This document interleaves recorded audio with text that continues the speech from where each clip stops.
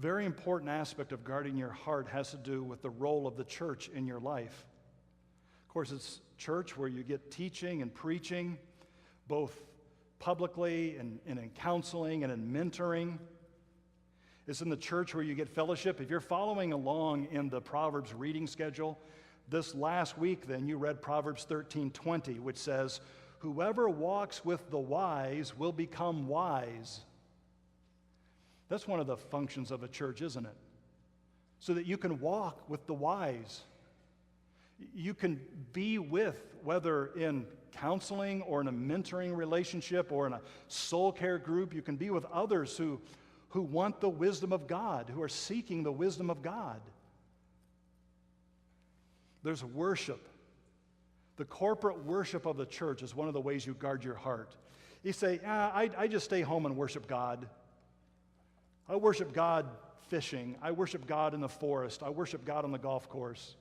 You've heard it all before, haven't you? Usually the things I hear on the golf course are anything but worship. But let's say you make that argument. Yeah, but the thing you can't do, you can worship God anywhere. That's right, Jesus said that. But you can't worship God corporately on your own. You cannot admonish one another in psalms and hymns and spiritual songs on your own.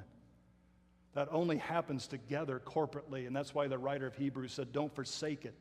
Don't forsake this. Don't forsake it.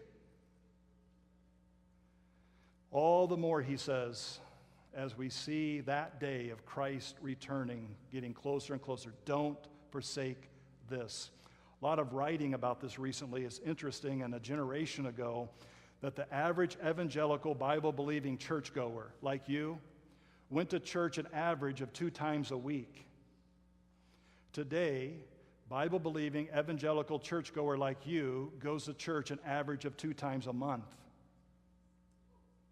You think about that. You think about the difference, the significant difference that could make in the hearts of God's people today. And again, I'm not going to argue just showing up here is somehow going to affect your heart. Obviously, you got to bring your mind and your heart, your desire, your will. But the point is, that has to make a drastic difference in the heart guarding of God's people.